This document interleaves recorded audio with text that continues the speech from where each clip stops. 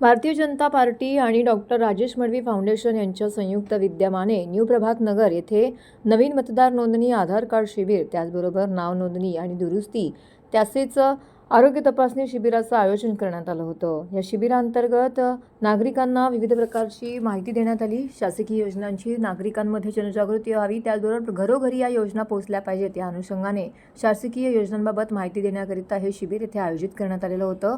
यामध्ये आयुष्मान भारत योजना, त्याचबरोबर घरेलू कामगार कल्याण योजना यांसारख्या विविध शासकीय योजनांविषयी इथे जनजागृती करून त्याविषयीचे फॉर्म आणि आवश्यक असणारे कागदपत्र जमा करून याचा लाभ नागरिकांना देण्यात आला। त्याचबरोबर ब्रह्मांड आयुर्वेद आणि बायोलाईफ टेक्नॉलॉजीज यांच्या सहकार्याने या ठिकाणी मोफत आरोग्य तपासणी शिबिर देखील राबवण्यात आलं। या शिबिरांतर्गत नाडी परीक्षण, ब्लड प्रेशर, डायबिटीज यांसारख्या विविध आरोग्यविषयक तपासणी करण्यात आल्या। तर डॉक्टर राजेश मडवी, त्याचबरोबर माजी नगरसेविका प्रतिभा मडवी यांच्या मार्गदर्शनाखाली हा उपक्रम येथे संपन्न झाला। यावेळी भाजपाचे अनेक पदाधिकाऱ्यांची देखील येथे उपस्थिती लाभली। तर या उपक्रमाविषयीची अधिक माहिती डॉक्टर राजेश मडवी फाउंडेशनचे अध्यक्ष राजेश मडवी यांनी दिली आहे। मी ॲडव्होकेट सलीला प्रकाश मोकल इथे याच एरियामध्ये माझं ऑफिस आहे, प्रॅक्टिस करते। हा जो उपक्रम चालू केलेला आहे, आरोग्य शिबिर वगैरे जे आयोजित केलेले आहे ते ह्या स्लमच्या लोकांसाठी खूपच फायदेशीर, म्हणजे दाराशी त्यांच्या जाऊन ही सेवा देण्यात येते। ते खाली उतरून लगेचच त्यांना चेकअप करून त्यांचा फायदा घेण्यात येतो।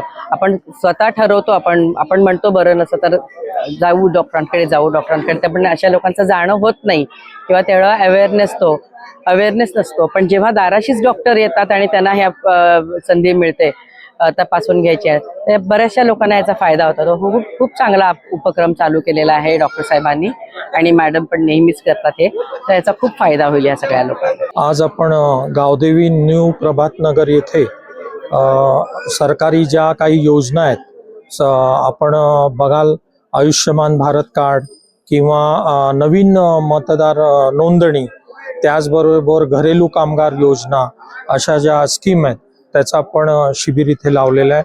त्याचसोबत आपण आरोग्याचं शिबिर इथे लावलेलं आहे, ज्यात नाडी परीक्षा, ब्लड प्रेशर, डायबिटीस यांचा चेकअप होतं। असं पण या गावदेवी विभागासाठी आपण लावलेला आहे। इकडचा हा विभाग हा जास्त करून स्लम भाग आहे।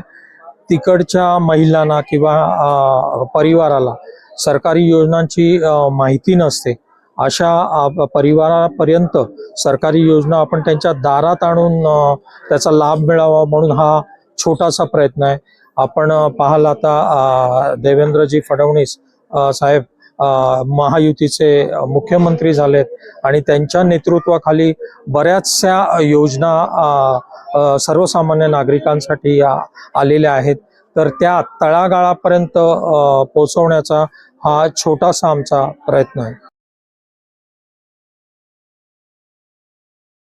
ठाणे महानगरपालिका हद्दीत राजरोसपणे सुरू असलेल्या अनधिकृत बांधकामांविरोधात भाजपाने दंड थोपाटले आहेत। अनधिकृत बांधकाम प्रकरणी भाजपाचे आमदार संजय केळकर तसेच आमदार निरंजन डावखरे यांनी अधिवेशनामध्ये वारंवार आवाज उठवूनही अनधिकृत बांधकामे थांबलेली नाहीत। तेव्हा या विरोधात भाजप जिल्हाध्यक्ष संजय वागुले यांच्या नेतृत्वाखाली आंदोलन छेडण्यात आले। अशा प्रकारे 12 प्रभाग समित्यांमध्ये आंदोलन केलं जाणार असून नववर्षात महापालिका मुख्यालयावरती मोर्चा काढण्याचा इशारा देण्यात आलेला आहे। दरम्यान अनधिकृत बांधकाम प्रकरणी मुख्यमंत्री देवेंद्र फडणवीस आणि उपमुख्यमंत्री एकनाथ शिंदे यांची भेट घेणार असल्याचं वागुले यांनी सांगितलंय। ठाणे शहरात यापूर्वी मुंब्रा परिसरात लकी कंपाऊंड तसेच वागळी इस्टेट येथील साईराज इमारत कोसळून अनेक जणांचे प्राण गेले आहेत। तरी अशा घटनांची पुनरावृत्ती होऊ नये म्हणून अनधिकृत बांधकामांना कायमचा पायबंद घालण्यात महापालिकेला अपयश आलेले आहे। यापूर्वी अधिवेशनामध्ये भाजप आमदार संजय केळकर यांनी आवाज उठवताच तत्कालीन मुख्यमंत्री एकनाथ शिंदे यांनी अनधिकृत बांधकामांबाबत कठोर कारवाईचे धोरण ठेवण्याचे निर्देश दिले होते। त्यानंतर ठाणे महानगरपालिकेचे तत्कालीन आयुक्त अभिजित बांगर यांनी एक सहाय्यक आयुक्ताला सक्तीच्या रजेवर पाठवत कारवाईचा पाच केला। तरीही अनधिकृत बांधकामे मात्र सुरूच आहेत। या अनधिकृत बांधकामांमुळे प्रतिवर्षी पालिकेचे 200 कोटींचं नुकसान होत आहे। मुंब्रा परिसरामध्ये तर मोठ्या प्रमाणामध्ये अनधिकृत बांधकामांचं पेव फुटलं आहे। या विरोधात भाजपाच्या वतीने मुंब्रा फायर ब्रिगेडजवळ लाक्षणिक उपोषण करण्यात आलं। उपोषणाला भाजप ठाणे शहर अध्यक्ष संजय वागुले यांनी भेट देत अनधिकृत बांधकामांना पाठीशी घालणाऱ्या सहाय्यक आयुक्त, प्रभाग अधिकारी आणि बीट मुकादम यांच्यावर कारवाई करण्याची मागणी केली आहे। ठाणे शहरातल्या 12 प्रभाग समितीमध्ये, आम्ही मुंब्रा बोलत नाहीये, 12 प्रभाग समितीमध्ये जिथे जिथे अनधिकृत बांधकामं चालू आहेत त्या ठिकाणी असलेले बीट मुकादम, प्रभाग अधिकारी आणि सहाय्यक आयुक्त यांच्याकडनं अहवाल घ्यायला पाहिजे. बीट मुकादमचं काम आहे, ज्या वेळेला बिल्डिंग बांधली जाते त्यावेळेला त्या ठिकाणी खड्डा खणला जातो. जोपर्यंत आयुक्त बीट मुकादम आणि प्रभाग अधिकाऱ्यांना सस्पेंड करत नाही तोपर्यंत ही बांधकामं थांबणार नाही. भारतीय जनता पार्टीच्या वतीने आज मुंब्रा प्रभाग समितीच्या इथे या भागामध्ये जवळजवळ 40 इमारतीची बांधकामं चालू आहेत. लक्की कंपाऊंड सारखी दुर्घटना या ठिकाणी घडू शकते आणि गोरगरिबांचा जीव जाऊ शकतो. अनधिकृत बांधकाम करणारे माफिया शहरामध्ये उपावलेले आहेत आणि मोठ्या प्रमाणात या ठिकाणी पैसा गोळा केला जातो. माझा प्रशासनाला सवाल आहे की सहाय्यक आयुक्त या ठिकाणी मुंब्रा प्रभाग समितीमध्ये माझ्या माहितीप्रमाणे या ठिकाणी सहाय्यक आयुक्त नाहीये. जो अधिकारी या ठिकाणी नेमणूक केलाय बाळू पिचड म्हणून, त्याला प्रभारी म्हणून चार्ज दिलेला आहे. आयुक्तांनी पहिली या ठिकाणी सहाय्यक आयुक्तांची नियुक्ती करावी आणि ही जी 40 बांधकामं जे कोण करतायत त्यांच्यावर पहिलं MRTP अंतर्गत गुन्हे दाखल व्हायला पाहिजे. विद्याप्रसारक मंडळाच्या जोशी बेडेकर कला वाणिज्य कॉलेजामध्ये नवरंग महोत्सव मोठ्या उत्साहात संपन्न होतोय. जोशी बेडेकर कॉलेज विद्यार्थ्यांच्या सुप्त गुणांना वाव देण्यासाठी विद्याप्रसारक मंडळाच्या जोशी बेडेकर कला वाणिज्य कॉलेजामध्ये नवरंग महोत्सवाला आजपासून जोरदार सुरुवात झाली आहे. नवरंग महोत्सवामध्ये विविध खेळांचे आणि नाविन्यपूर्ण स्पर्धांचं आयोजन करण्यात आलं आहे. यामध्ये व्यक्तिमत्व विकास, रांगोळी, मेहंदी, संगीत खुर्ची, काव्यलेखन, लघुपट, वक्तृत्व, फोटोग्राफी, गीतगायन, नृत्य इत्यादी स्पर्धांमध्ये विद्यार्थी स्वतःला व्यक्त करणार असल्याचं सांगितलं. यंदा कॉलेजच्या आवारामध्ये विविध स्टॉल्स उभारले जात असून खादी व ग्रामोद्योगाची जनजागृती करण्यात येत आहे. तसेच खादी हा आपल्या देशाचे प्रतीक असून सर्व विद्यार्थ्यांना खादीचे व ग्राम उद्योगाचे काय महत्त्व आहे ते समजावे या उद्देशाने यंदा नवरंग उत्सवापासून एक नवीन उपक्रम राबवण्यात येत आहे. 18 जानेवारी 2025 या दिवशी राष्ट्रीय कॉन्फरन्सचं आयोजन करण्यात आलं असून या कॉन्फरन्सचा विषय journey of the Khadi expanding horizon from self reliance to progress असा असणार आहे. यामुळे खादी व ग्रामोद्योग याबद्दलच देशातच नव्हे तर परदेशातील जनजागृती करण्यात येणार आहे. विद्यार्थ्यांना अभ्यासासोबतच स्वतःच्या व्यक्तिमत्वाचा शोध घ्यायला शिकवणारा नवरंग महोत्सव असल्याचं जोशी बेडेकर विद्यार्थ्यांच्या प्राचार्य सुचित्रा नाईक यांनी सांगितलं.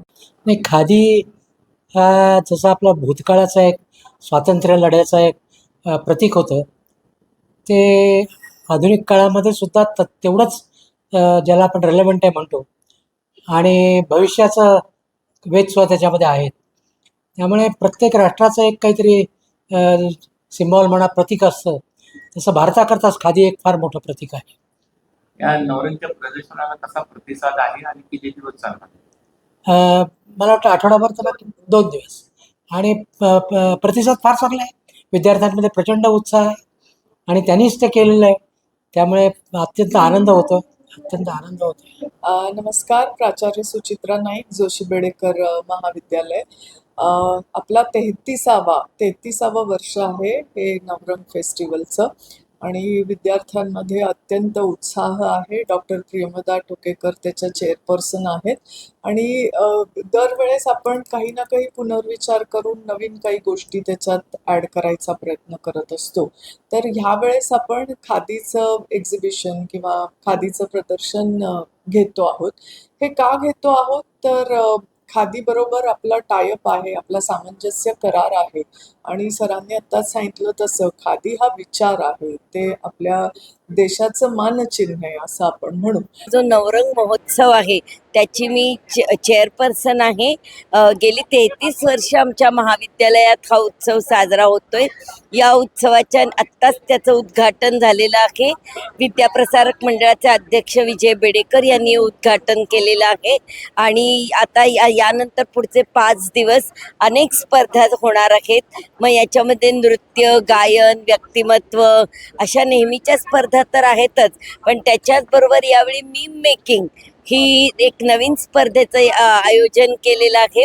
त्याचबरोबर मोनो ॲक्टिंग आणि मेहंदी या स्पर्धा ज्या आधी नसायच्या, काही वर्ष बंद होत्या, त्या परत चालू केलेल्या आहेत. अगदी खरं सांगायचं तर खादी सेलची स्थापना ही मागच्या वर्षी झाली आणि अतिशय शुभ अशा दिवसांमध्ये म्हणजे नवरात्रीच्या दिवशी सुरुवात केली. याही वर्षी नवरात्रीत आम्ही खादीचं आणखीन एक प्री कॉन्फरन्स सेमिनार घेतला आणि आज परत मार्गशीर्षाच्या पवित्र महिन्यात आम्ही खादी उत्सव हे याला सुरुवात केली आणि याचं उद्घाटन केलं. तर खादी उत्सव म्हणजे काय, तर आम्ही खादीचे स्टॉल्स उभे केलेत. त्याच्यामध्ये जे आपले लोकल जे महाराष्ट्रातले विविध कामगार आहेत, छान छान वस्तू बनवणारे, कला बनवणारे आहेत, साडी विकणारे आहेत, तर त्यांना प्रोत्साहन मिळावं म्हणून हे स्टॉल्स आहेत.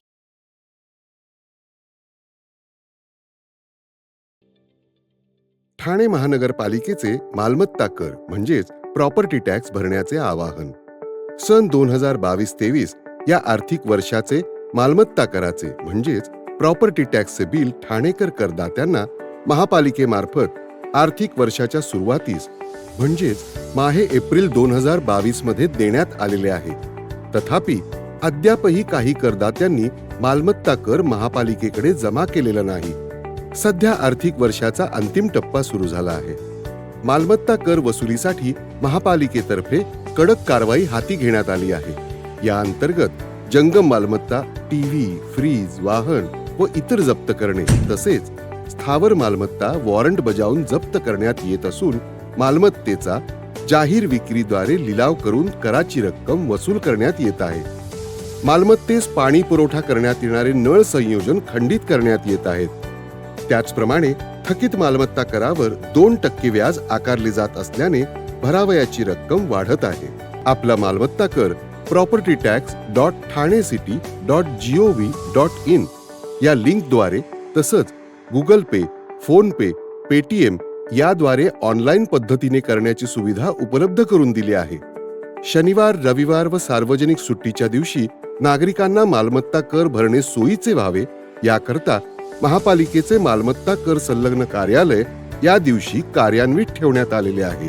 तरी मालमत्ता कर वसुलीची अप्रिय कारवाई टाळण्याच्या दृष्टिकोनातून मालमत्ता कर भरून महापालिकेस सहकार्य करावे. धन्यवाद.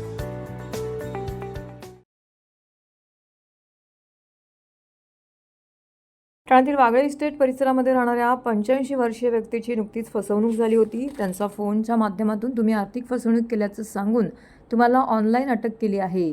तुम्हाला अटक टाळायची असेल तर रक्कम ऑनलाईन बँकेच्या खात्यामध्ये पाठवा असं सांगून उत्तर प्रदेशातील लखनौ या ठिकाणी सदरचे पैसे जमा झाल्यानंतर ठाण्यातील वागळे इस्टेट पोलिसांनी त्या ठिकाणी जाऊन अटक केली. रोचक श्रीवास्तव आणि संदीप यादव अशी अटक केलेल्या आरोपींची नावं आहेत. दोघंही उच्च शिक्षित असे आरोपी आहेत. रोचक हा बीटेक झाला आहे तर संदीप हा पदवीधर आहे. गेमिंगच्या माध्यमातून महाविद्यालयीन विद्यार्थ्यांचा वापर करून सदरची फसवणूक केली होती. पोलिसांनी त्यांच्याकडून 5 मोबाईल, 5.5 लाख रुपये रक्कम आणि 6 सिम कार्ड, बँकेचे चेक आणि 20 डेबिट कार्ड हस्तगत केले आहेत. या प्रकरणी ठाणे पोलिसांनी 66 क आणि 66 ड अन्वये कारवाई केली आहे. तर या प्रकरणाचा पुढील तपास वागळे पोलीस करत आहेत.